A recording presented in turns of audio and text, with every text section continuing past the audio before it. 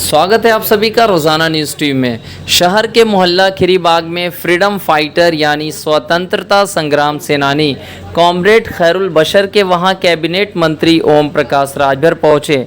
आपको बता दें कि देश के लिए लड़ाई लड़ने वाले खैरुल बशर के परिवार से मिलने गए ओम प्रकाश राजभर ने उनके दोनों बेटों से मुलाकात की और उनके दोनों बेटों को माला पहनाकर सम्मानित किया। वहीं मंत्री ओम प्रकाश राजभर ने उनके परिवार के सभी सदस्यों से मुलाकात की और उनके परिवार की स्थिति को जाना और आश्वासन भी दिया कि हमसे जो भी मदद होगी इस परिवार के लिए हम करेंगे। तो आइए इस वीडियो में दिखाते हैं कि आगे ओम प्रकाश राजभर ने इन परिवार के लिए क्या कुछ कहा।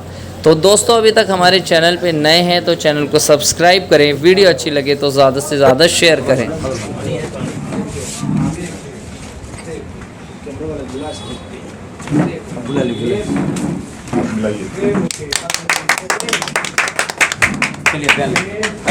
जी मंत्री जी, आज यहाँ आए थे, क्या कार्यक्रम था? देखिए, ये परिवार आज़ादी के बाद चुनाव हुआ, देश आज़ाद हुआ, चुनाव हुआ तो विधायक बने जी। और आज़ादी की लड़ाई में आगे बढ़ कर के देश को आज़ाद कराने में परिवार का बहुत बड़ा योगदान था। इनके परिवार को जो आज़ादी की लड़ाई में स्वतंत्रता संग्राम सेनानी घोषित किया गया, लेकिन इनके पिताजी स्वतंत्रता संग्राम सेनानी को जो पेंशन मिलती है वो लेने से मना कर दिया। आज ये परिवार अपने पिता के आदर्शों को मान करके, उनके उपदेश को मान करके अनवरत काम करते करते आज इनकी हालत ये हो गई है कि परिवार चलाना दूभर हो गया है। अभी आप लोगों ने एक सुझाव दिया तो हमने कहा कि कहीं अगर कोई ज़रूरत जहाँ अधिकारियों विभाग में पड़े, आपको जानकारी हो तो हमको बताइए, हम आपकी मदद करा देंगे। और देश के प्रधानमंत्री माननीय नरेंद्र मोदी जी की एक स्कीम आई है 3 करोड़ महिलाओं को लखपति दीदी बनाने का, उसको कहते हैं कुटीर उद्योग। तो ऐसी योजना आ रही है, चुनाव के बाद ये लोग संपर्क करेंगे तो उस योजना को हम लोग दे करके परिवार को आगे बढ़ाने का काम करेंगे। सर, इतने शिक्षित थे ये लोग और अपने पिता की इज्जत रखने के लिए इन्होंने नौकरी नहीं की, आखिर क्या वजह थी? देखिए, कभी कभी होता है कि पिताजी के सम्मान में, माँ के सम्मान में पुत्र जो है पिता के आदर्शों को, पिता के बात को मान करके चलता है। तो वही बात आप लोगों के जेहन में, दोनों भाइयों के जेहन में थी। और नहीं तो पेंशन लेते, नौकरी मिल रही थी, नौकरी लिए होते तो आज बेहतर की तरफ चलते। लेकिन अपने माँ बाप की सेवा, माँ बाप के विचार, माँ बाप की सोच को मान करके ये लोग उस दिशा की तरफ नहीं गए। सर, अगर आपकी सरकार आती है तो इन लोगों के लिए क्या आप करेंगे? हमारी तो सरकार है ही है, 3 साल तो हम लोग है ही हैं। जी जी। आचार संहिता खत्म होती है, उसके बाद हमने परिवार से कहा है कि आचार संहिता खत्म होने के बाद आप हम लोगों से संपर्क करिएगा। हम लोग समाज को बेहतरी की तरफ ले जाने के लिए जो योजनाएं आपको सूट करेगी, उस योजना को हम आपको दिला करके आगे बढ़ाने का काम करेंगे। अभी हमारे ज़िले में बहुत सारे ऐसे स्वतंत्रता सेनानी के लोग हैं, तो क्या उन्हें भी जाके आप सम्मानित करेंगे? जो लोग मिलेंगे जी, निश्चित उनकी मदद करेंगे। दुर्भाग्य है, देश में अपने हक के लिए लड़ नहीं रहा कोई, दूसरे के हक के लिए लोग लड़ रहे हैं। अगर हम मुसलमान की बात करें तो ये अखिलेश को हक दिलाने के लिए लड़ते हैं, कभी राहुल को हक दिलाने की बात करते हैं तो कभी मायावती को दिलाने की बात करते हैं। ये यदि अपने हक की बात करते, अपने बेहतरी की बात करते, अपने परिवार को खुशहाली की तरफ ले जाने की बात करते, आज ये नौबत नहीं होती। सर, इन लोगों के लिए 2 शब्द क्या कहेंगे जो ये अपने माँ बाप के लिए ऐसा किए, इनके लिए क्या कहेंगे? ऐसे देखिए, बिरले ही ऐसे पुत्र पैदा होते हैं। जैसे एक श्रवण कुमार पैदा हुए थे जो अपने माता पिता को तीरथ कराने गए और राजा के द्वारा उनकी हत्या हुई। लेकिन ये लोग ऐसे परिवार हैं, हम इनको तो धन्यवाद देता हूँ कि अपने पिता के वचन को निभाते हुए बहुत सी मजबूरियाँ सामने परिस्थितियाँ आई लेकिन उसको झेल रहे हैं। लेकिन अपने पिता के आदर्श को, उनके सोच को, उनके विचार को कभी झुकने नहीं दिया, उसको ससम्मान बचाए रखा।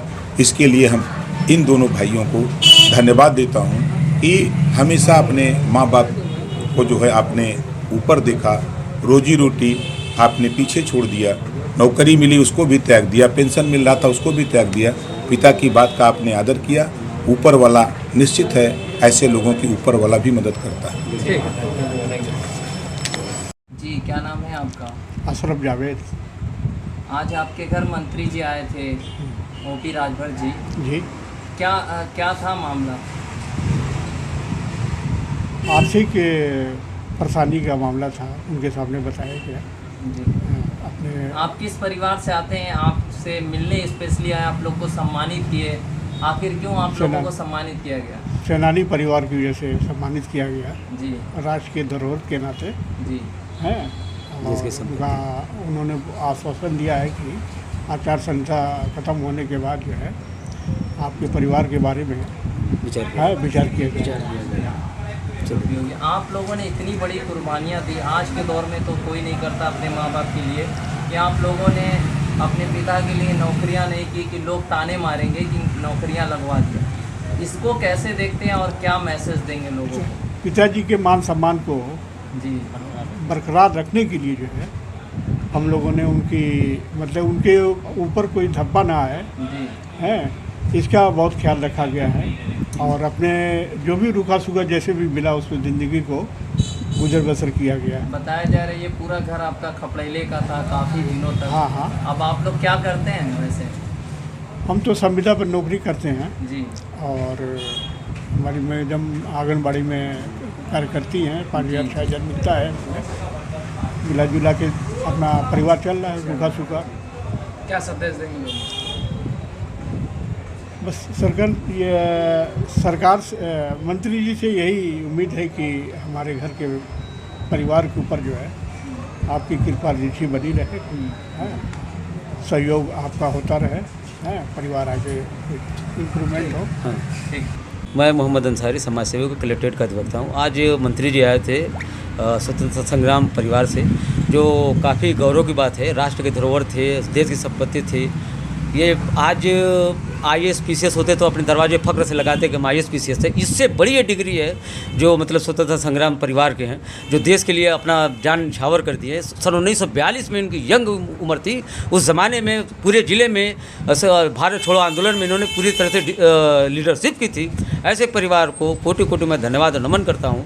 और मैं जो है सारे स्वतंत्रता संग्राम सेनानियों से मैं अपील करता हूँ कि उनकी जन्मतिथि को और पुण्यतिथि को मनाया जाए, ताकि ये देश के लिए बहुत फ़ख्र की बात है। आने वाले युवाओं के लिए, आने वाले भविष्य के बच्चों को भविष्य बने, भारत का भविष्य बने, और सब एकजुट होकर मिल के जो उनके सपने थे, जो देश की आज़ादी लड़े हैं, जो उनके सपने थे, उसको सपने को साकार किया जाए। आने वाले भविष्य को, आने वाले भारत को उच्च कोटि पर हम ले जाएँ। ऐसे स्वतंत्रता संग्राम परिवार को मैं बहुत बहुत धन्यवाद देता हूँ।